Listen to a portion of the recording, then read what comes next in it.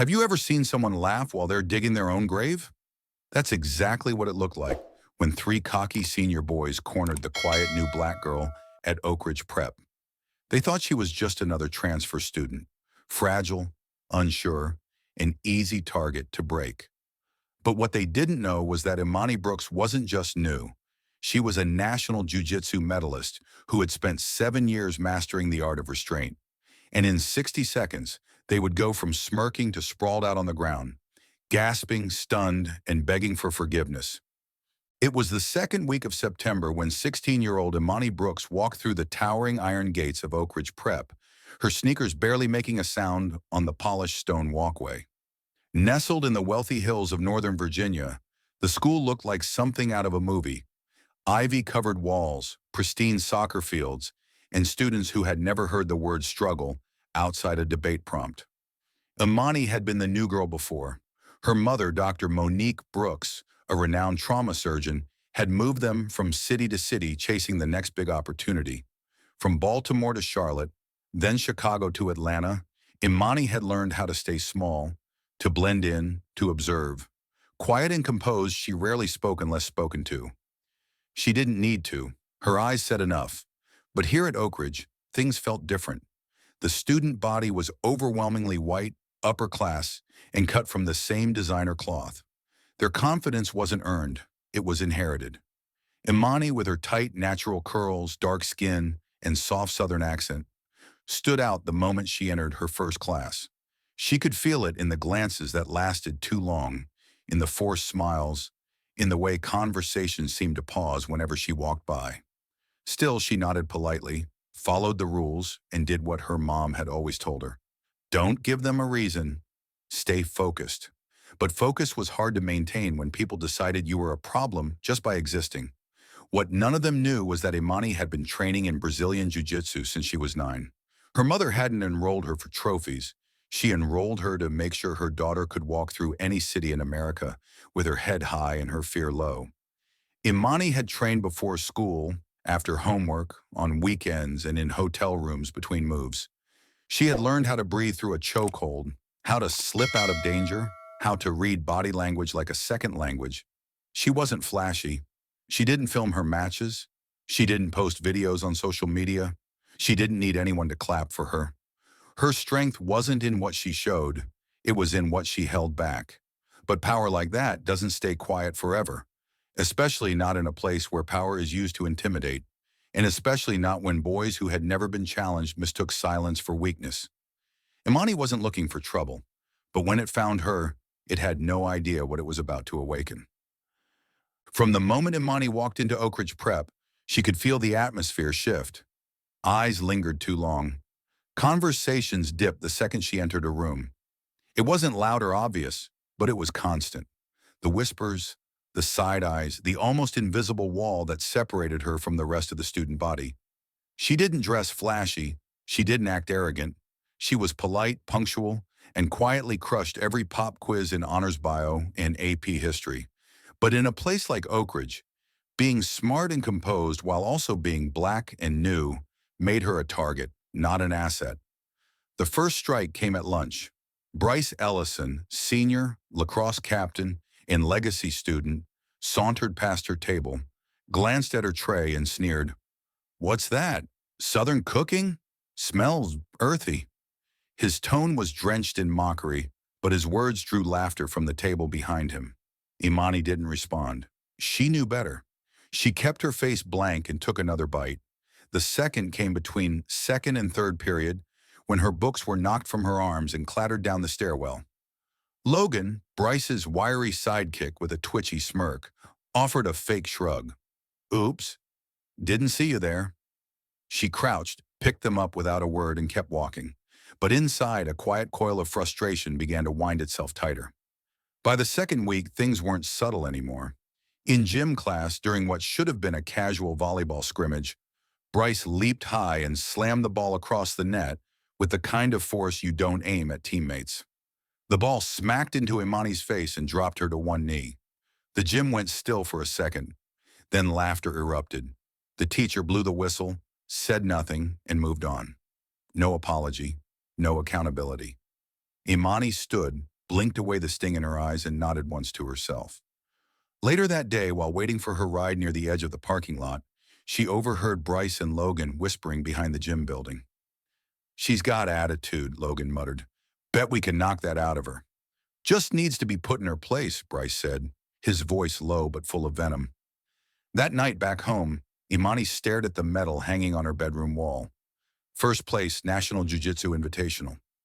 It had been 2 years since she'd competed, but the training had never stopped. Her knuckles still remembered the mat.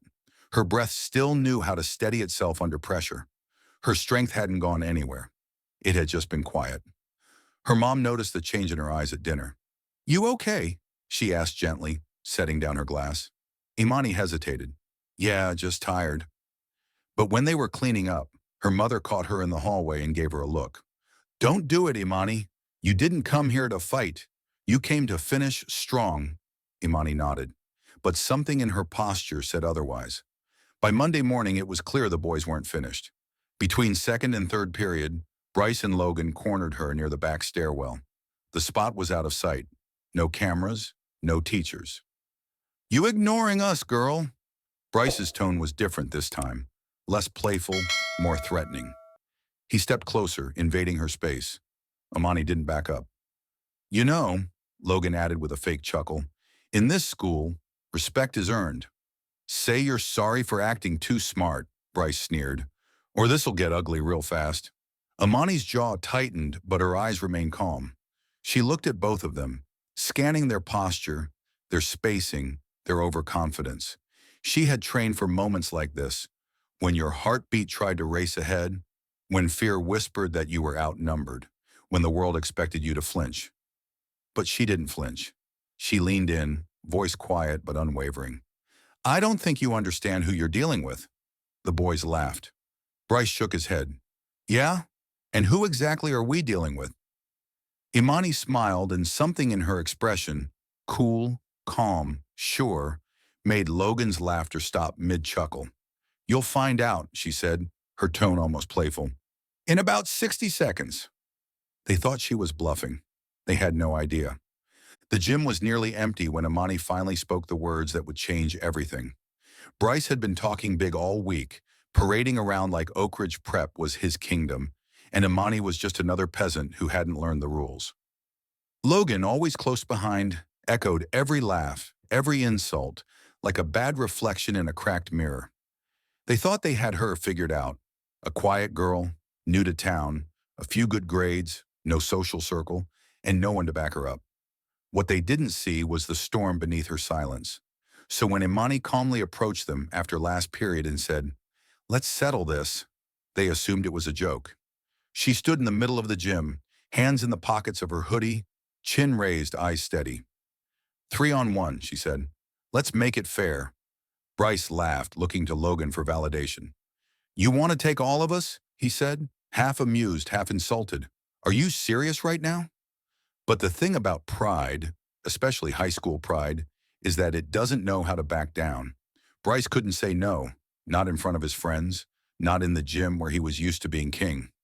"You're on," he said, "but don't cry when it's over." Just as things were heating up, Coach Stevens stepped into the gym, clipboard in hand. "What's going on here?" he asked, eyeing the group. "Friendly match," Bryce replied quickly. "No harm. Light contact only." The coach narrowed his eyes, sensing tension, but reluctantly agreed. "Fine. No face shots. Keep it clean. I'll stay." He dropped his clipboard on the bench and crossed his arms. "Let's see what you got." The whistle blew. Imani didn't move. She just waited, centered, breathing like it was any other training session.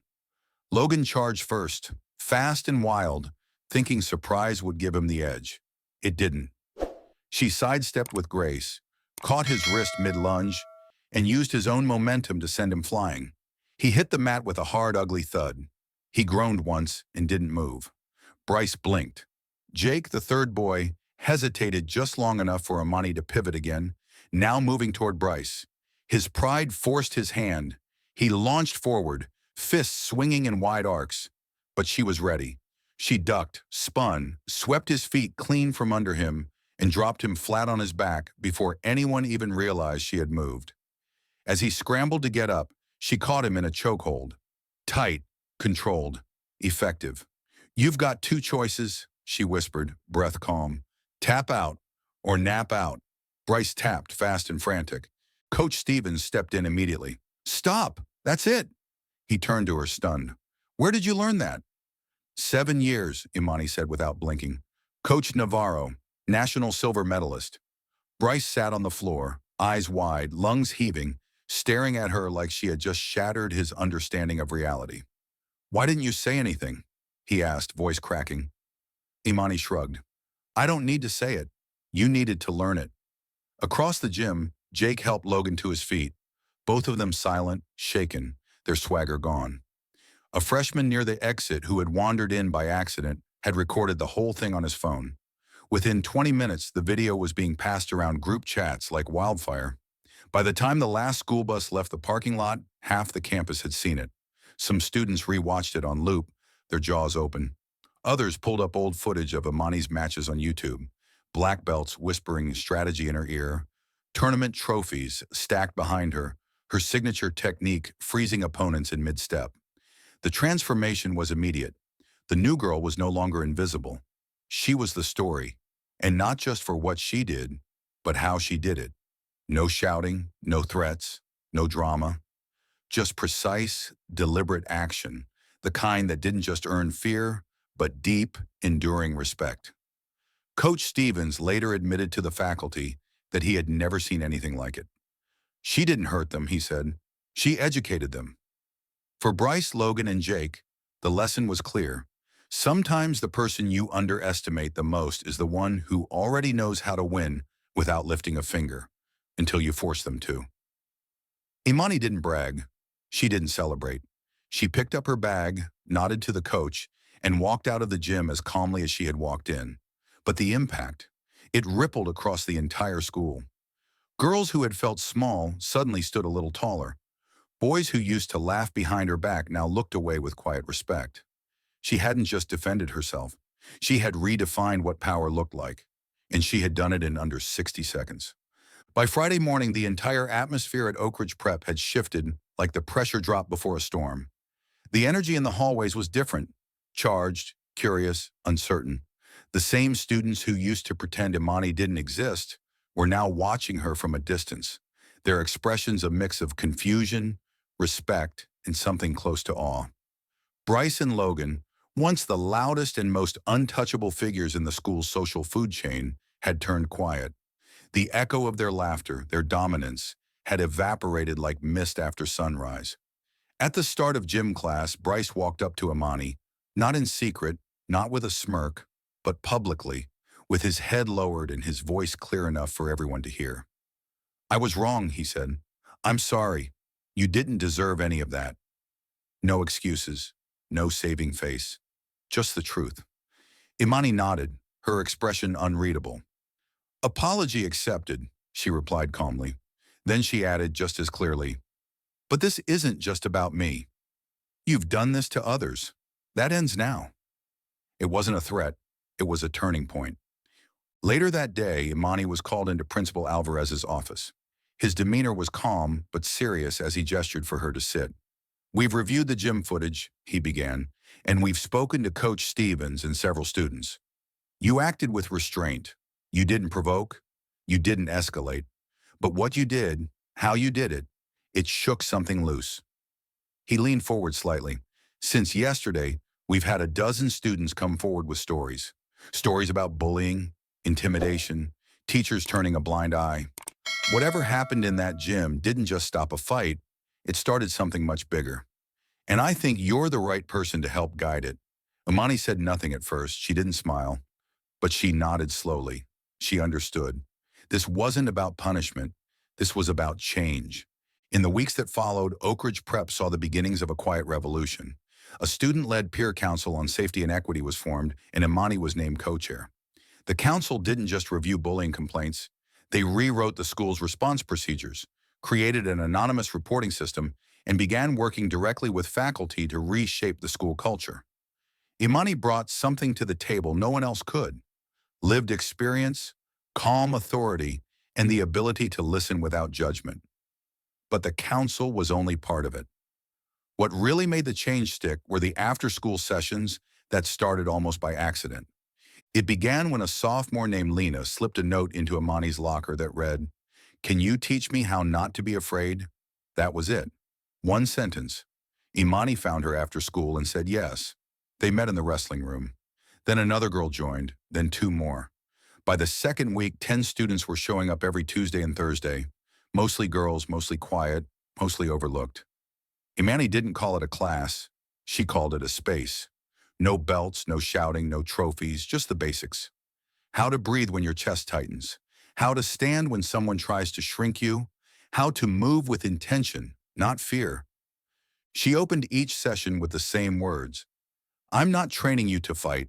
I'm training you to protect your peace, your body, your voice. The lessons went deeper than technique. She taught boundary setting, assertiveness, conflict de-escalation, and above all, the value of stillness, the ability to hold your ground without exploding. People think silence is weakness, she told them one afternoon. But real power is knowing when to speak and when your presence is loud enough. One day, a freshman named Tasha lingered after class. She had barely spoken for weeks. Her voice trembled. A group of boys tried to mess with me last week, she said. Cornered me outside the music room. I was scared, but I remembered what you said. You don't have to roar to be powerful. I just looked at them, didn't say a word. I didn't back down, and they walked away. Imani smiled, not for herself, but for what Tasha had discovered. That was the real win. By spring, the school wasn't just reacting, it was evolving. Assemblies were no longer about rules, they were about community. Principal Alvarez stood in front of the entire student body and announced a sweeping reform. Mandatory self-defense lessons for all students through PE, a new anti-bullying framework with restorative practices, and monthly forums led by the Student Equity Council. The applause that followed wasn't performative, it was earned. In the crowd, teachers exchanged looks of approval. Students who once shrugged off assemblies were now paying attention. And seated near the front, arms folded, was Imani, quiet, calm, and unshaken. She hadn't asked for the spotlight, but her courage had made it inevitable. That same week, Coach Stevens caught her near the bleachers after school. You know, he said, his tone thoughtful, I've seen athletes win championships, seen kids break records, but I've never seen one moment ripple like this. You didn't just flip a bully, you flipped the whole culture. Imani looked down for a second, then met his gaze. I didn't plan this, she said, but if I can help someone else feel safe for the first time, I'm okay with being seen. That night as she walked home, the spring air warm and fragrant, she thought about how much had changed in just a few months. Not just the school, not just her peers, but herself. She no longer walked like someone trying to disappear. She walked like someone who had chosen to take up space and to make room for others too. The real victory wasn't the moment in the gym. It wasn't Bryce's apology or the principal's speech. It was the note left in her locker the next day, handwritten, no name. It read, because of you, I stood up for myself today. Thank you. Imani folded the note carefully and tucked it into the back of her notebook. It didn't need to be displayed. She carried it with her, like a quiet medal. A reminder that power isn't always loud, and strength doesn't always come with fists. Sometimes the strongest thing you can do is show others they can stand tall too. So the next time someone underestimates the quiet girl in the back of the classroom, the one who doesn't raise her voice, doesn't play for attention, and walks like she has nothing to prove, remember Imani Brooks. She didn't raise her fist for applause. She didn't fight for the show. She stood up because someone had to. She didn't just defend herself. She exposed the cracks in a system and helped others find their own strength in the process. Strength isn't about shouting the loudest. Power doesn't always come in size or status. And justice? It doesn't always arrive in a robe or a badge. Sometimes it walks in wearing a hoodie, sneakers, and a calm stare that says enough without saying a word. If this story made you pause, if it made you feel something, share it. Let someone else know they're not alone. Let someone else remember that being underestimated is not a weakness. It's an advantage. And if you believe in stories where courage speaks louder than cruelty, where dignity takes the lead, and where quiet heroes rise, subscribe to the channel. We drop new stories every day that just might remind you how much strength lives in silence.